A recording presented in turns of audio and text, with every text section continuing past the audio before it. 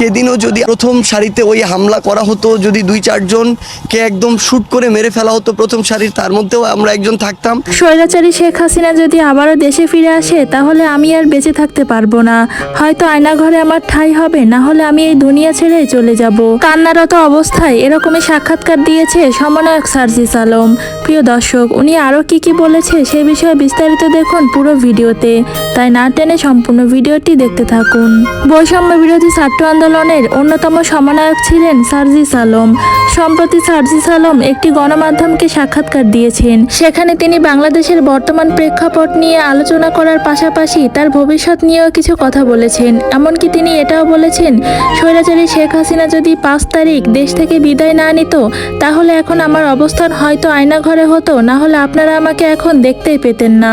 সার্জিস আলম আরও বলেন, স্বৈরাচারী শেখ হাসিনা আমার মতো আরও অনেককেই বিনা দোষে আয়নাঘরে রেখেছিল বছরের পর বছর, আর আমরা তো তার বিরুদ্ধে আন্দোলন করেছিলাম।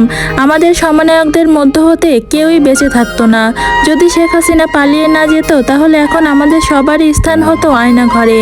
আর এটাও বলা যায় না, ভবিষ্যতে যদি কোনো সময় আল্লাহ না করুক স্বৈরাচারী শেখ হাসিনা যদি দেশে ফিরে আসে আর আওয়ামী লীগ যদি পুনরায় ক্ষমতায় আসতে পারে, তাহলে আমি এবং আমার সহপাঠীরা যারা আছে, যারা আমাদের সঙ্গে এই আন্দোলনে অংশগ্রহণ করেছিল, বিশেষ করে আমরা যারা সমন্বয়ক আছি, আমরা কেউই বেঁচে থাকতে পারবো না।